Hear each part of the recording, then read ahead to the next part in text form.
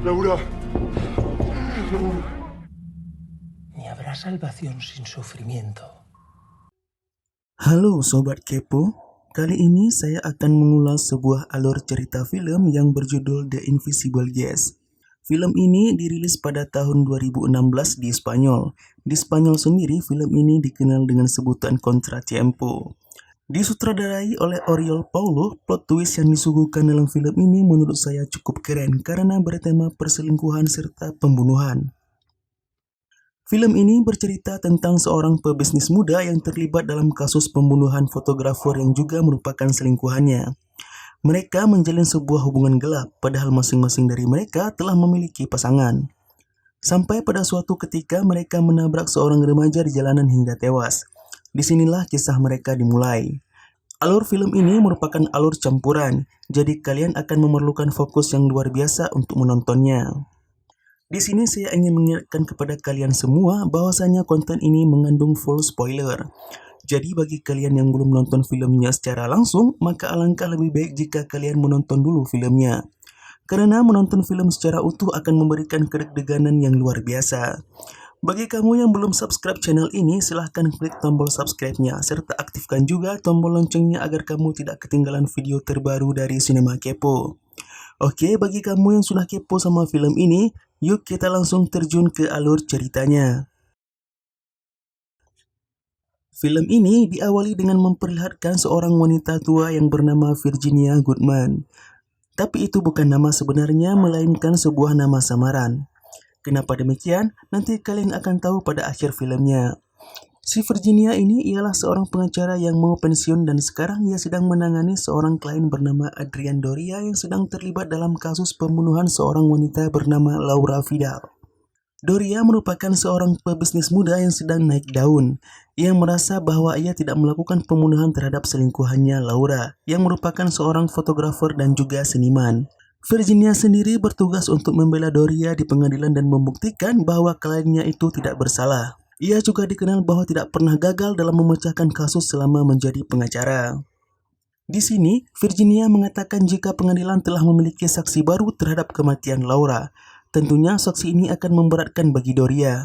Virginia meminta Doria untuk menceritakan lebih detail bagaimana pembunuhan di hotel itu bisa terjadi. Empecemos por el principio. ¿Qué hacían usted y la difunta en ese hotel? Kisah pun dimulai. Doria menceritakan jika ia telah dijebak oleh seseorang di sebuah hotel bersama Laura.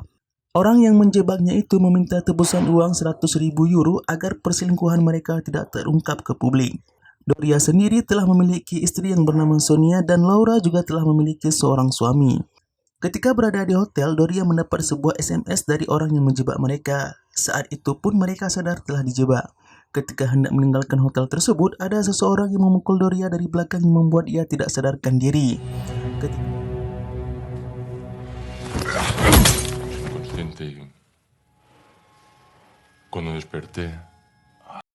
Ketika terbangun, ia mendapati Laura telah tewas dengan uang tebusan yang berhamburan. Polisi yang sudah berada di luar pintu pun mendobrak kamar mereka dan langsung memborgol Doria. Dari hasil laporan investigasi polisi, saksi mengatakan tidak ada seorang pun yang meninggalkan ruangan sesaat setelah mendengar teriakan Laura, serta pintu kamar dan jendela yang tertutup rapat dari dalam. Polisi juga tidak menemukan tanda-tanda orang kabur dari kamar hotel tersebut.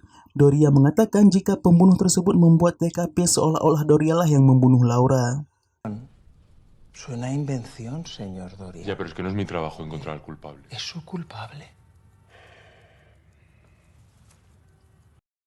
Virginia merasa ragu terhadap Doria. Ia merasa jika Doria masih belum menceritakan apa yang sebenarnya terjadi pada waktu itu.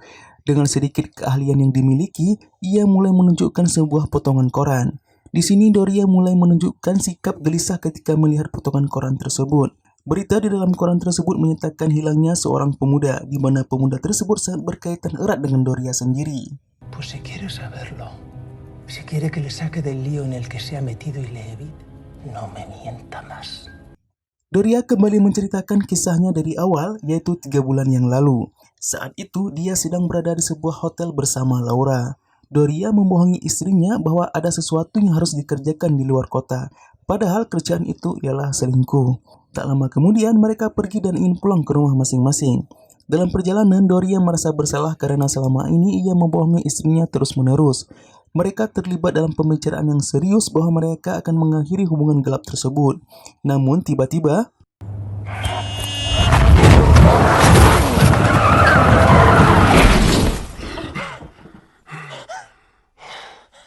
¿Estás bien?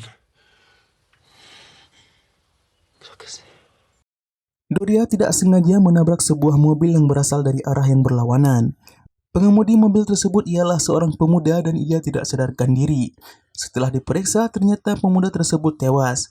Mereka berdua menjadi panik. Doria ingin menghubungi polisi, namun dilarang oleh Laura karena jika polisi tahu, maka mereka berdua akan terancam di penjara. Mereka pun memutuskan untuk segera pergi dari lokasi tersebut. Ketika hendak pergi, mesin mobilnya tidak mau menyala. Di sini mereka kembali panik. Kemudian mereka memindahkan mayat pemuda itu ke dalam bagasi mobil si pemuda. Doria segera pergi menggunakan mobil si pemuda itu, sedangkan Laura menunggu bantuan untuk menarik mobil BMW mereka. Doria yang bingung dan takut tidak tahu harus melakukan apa terhadap mayat si pemuda. Pada akhirnya, dia pergi ke sebuah danau dan menenggelamkan mobil beserta mayat si pemuda.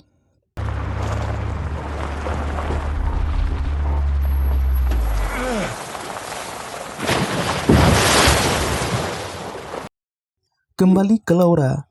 Tak lama kemudian ada seorang bapak tua yang melintas dan menawarkan bantuan. Namanya Thomas Garrido.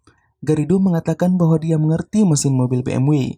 Namun karena ia tidak membawa obeng, dia pun mengajak Laura ke rumahnya agar nantinya mobil BMW itu bisa diperbaiki. Mobil itu langsung diderek. Sesampainya di rumah, Garrido langsung memperbaiki mobil Laura. Istri Garrido, Elvira, mengajak Laura untuk masuk ke dalam rumah karena kebetulan waktu itu di luar sangatlah dingin. Di dalam rumah ia diajak minum teh dengan sedikit cemilan. Istri Garrido bercerita tentang anaknya yang bernama Daniel. Dia pun juga memperlihatkan foto anaknya kepada Laura. Laura menjadi sangat terkejut melihat foto Daniel karena yang ada di foto itu ialah seorang pemuda yang tadi siang ditabraknya. Kemudian ibunya Daniel menghubungi anaknya. Ia merasa gelisah karena anaknya belum pulang kantor padahal sudah larut malam. Mira, voy a llamarle.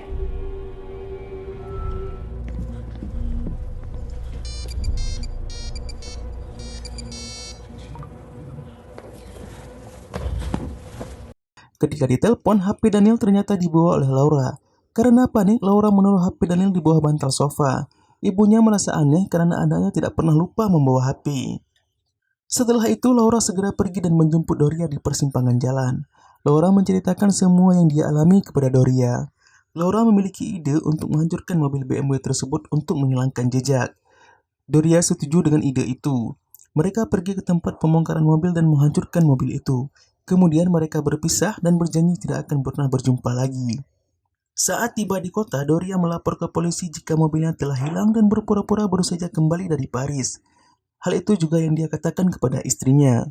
Waktu pun berlalu. Doria kembali ke rumah dan bertingkah seperti biasa terhadap istri dan anaknya. Sampai pada suatu hari ketika sedang meeting di kantor, polisi datang mencari Doria. Dia pergi menemui polisi bersama Felix, yaitu kuasa hukumnya. Polisi mendapat laporan dari Garrido jika telah terjadi kecelakaan pada hari si Daniel hilang. Garrido juga menceritakan bahwa ia telah memperbaiki sebuah mobil BMW yang dikemudikan oleh seorang wanita. Namun kepemilikan BMW tersebut atas nama Doria sehingga polisi datang untuk meminta keterangan. Doria mengelak tuduhan tabrakan tersebut dan ia mengatakan alibinya kepada polisi bahwa mobilnya dicuri di sebuah tempat parkir. ¿Dónde este chico? Entonces, vive con una mujer. O sea que Eva no puede... Doria terpaksa harus jujur kepada Felix terhadap semua perbuatannya. Ia meminta bantuan Felix untuk membersihkan namanya di kepolisian dan membuatkan alibi bahwa pada saat kejadian itu dirinya memang berada di Paris. Meskipun selingkuhan, Doria sangat sayang dengan Laura. Dalam keadaan yang genting, ia menghubungi Laura melalui telepon umum dan mengajaknya untuk berjumpa. Kemudian mereka berjumpa di sebuah bar. Mereka mengatur sebuah strategi agar kasus hilangnya Daniel tidak lagi dikaitkan dengan mereka. Ternyata setelah kecelakaan itu, Laura sempat mengambil dompetnya Daniel. Kemudian setelah tahu nomor rekening, Laura mentransfer sejumlah uang ke rekening Daniel. Dengan demikian, polisi menyatakan bahwa Daniel sengaja menghilang karena telah berhasil mencuri uang nasabah. Oh ya, di sini Daniel bekerja di sebuah perbankan. Hidup Doria pun terus berlanjut. Dia berhasil dalam karirnya dan dinobatkan menjadi pengusaha terbaik. Ketika acara penobatan itu berlangsung, ada seseorang yang datang dan ingin menemui Doria, yaitu Garrido, ayahnya Daniel. Garrido sengaja datang menemui Doria karena ingin mempertanyakan perihal kematian anaknya. Garrido yakin jika anaknya sudah mati dan Doria ada kaitan dengan kematian anaknya tersebut. Ia tidak lagi percaya dengan polisi yang mengatakan bahwa saat kejadian itu Doria berada di Paris. Selain itu, berita tentang anaknya yang mencuri uang nasabah pun itu semua bohong. Selama ini, Garrido selalu mengikuti kemana Doria pergi. Ia tahu jika Doria memiliki selingkuhan. Dia tahu kekuatan besar yang dimiliki oleh Doria. Namun di sini, Doria membantah semua tuduhan dari Garrido. Sejak kejadian itu, Garrido dan istrinya tidak pernah lagi mengusik kehidupan Doria. La policía persiguieron sin creerme. Ahí me iba en ese coche con esa mujer que no se llama Raquel. Y tuvieron un accidente en el lugar donde yo la encontré. ¿Fue usted quien se deshizo de él?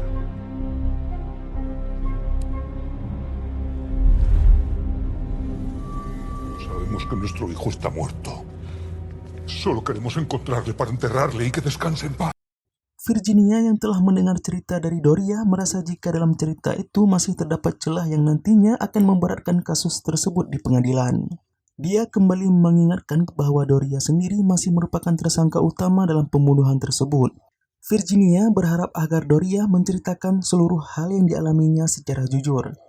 Doria mengatakan bahwa ia merasa ada seseorang yang melihatnya ketika sedang menenggelamkan mobil si Daniel ke sungai. Orang tersebutlah yang kemudian mengancam Doria serta memintanya uang tutup mulut. Kembali ke kisah Doria. Pada suatu hari ia mendapat sebuah surat yang di dalamnya terdapat foto danau dan sebuah rekaman yang isinya ancaman terhadap Doria. Dia diminta mempersiapkan uang tebusan dan uang tersebut harus diantar ke sebuah hotel bersama Laura. Mereka berdua pun pergi ke hotel tersebut dengan menggunakan kereta api. Sesampainya di sana, mereka pun langsung check-in. Ketika berada di kamar, Doria mendapat sebuah pesan dan di sini dia sadar bahwa mereka berdua telah dijebak. Ketika hendak meninggalkan kamar hotel, tiba-tiba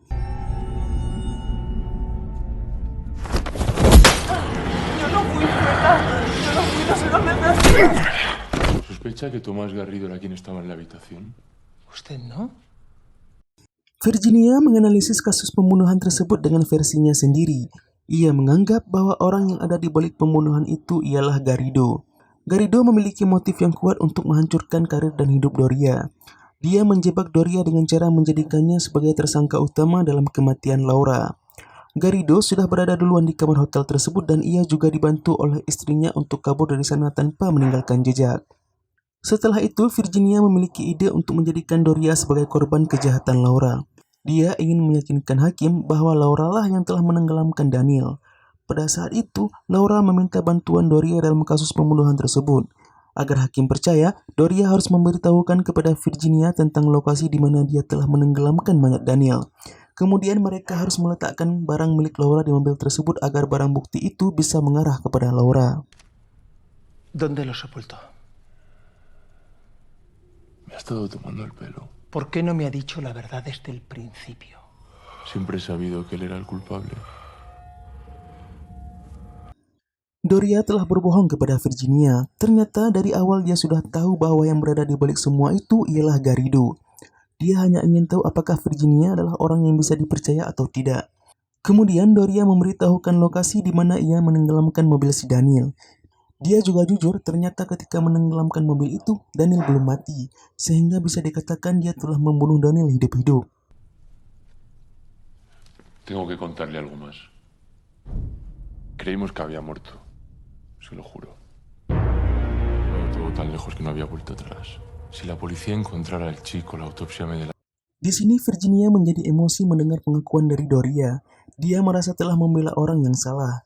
Dari seluruh cerita yang diberikan oleh Doria, dia masih merasa bahwa Doria tidak sepenuhnya jujur. Virginia tahu jika yang berada di balik semua ini ialah Doria sendiri. Si no hubiera sido usted quien rompió la promesa de no volver a verse, sino Laura. Usted también pudo hacerse con los objetos del chico. Adrián, ¿qué es todo? Ternyata yang memaksa bertemu di kafe setelah pembunuhan Daniel bukanlah Laura, melainkan Doria sendiri. Doria juga telah meminta bantuan Felix untuk mentransfer sejumlah uang ke rekening Daniel Garrido. Selain itu, ketika tabrakan terjadi, Doria lah yang berinisiatif untuk membuang mayat Daniel, sedangkan Laura berusaha menelpon polisi tapi dicegat oleh Doria. Sangatlah tidak masuk akal jika Laura yang memiliki ide tersebut karena dia memiliki serangan panik yang parah. Karena merasa telah membunuh orang, Laura merasa tidak bisa hidup dengan hal itu. Dia menelpon istri Garrido dan menceritakan kejadian sebenarnya bahwa Daniel telah mati.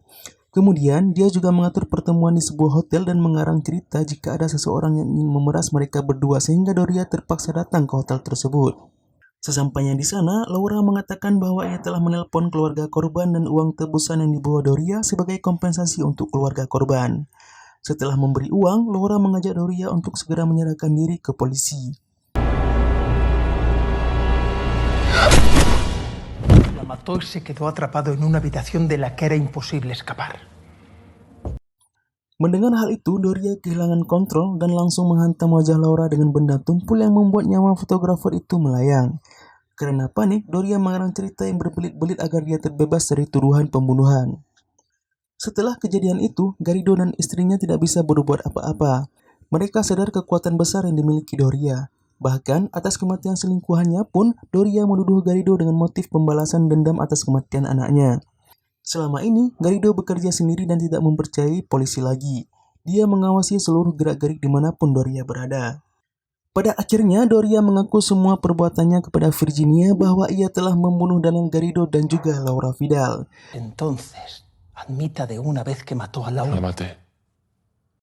Di sini serem banget sob. Doria tega membunuh dua orang hanya untuk menutupi kebohongan yang telah dibuatnya. Kemudian Virginia mengatakan bahwa ia tahu strategi apa yang harus dilakukan untuk membela Doria di pengadilan. Mereka istirahat sebentar dan Virginia keluar untuk mencari angin segar. Kemudian Felix menelepon dan bertanya tentang perkembangan kasus. Doria mengatakan bahwa ia telah menceritakan semuanya kepada Virginia. Tapi kemudian...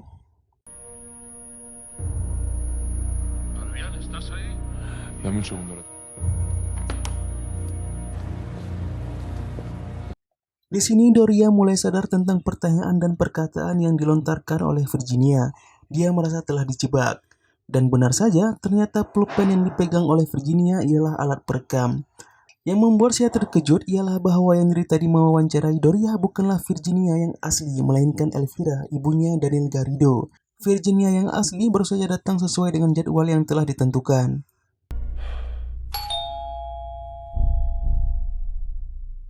¿El señor Doria? Me llamo Tomás Garrido. Soy Virginia Goodman. Doria hanya bisa menghela nafas panjang dan film pun berakhir.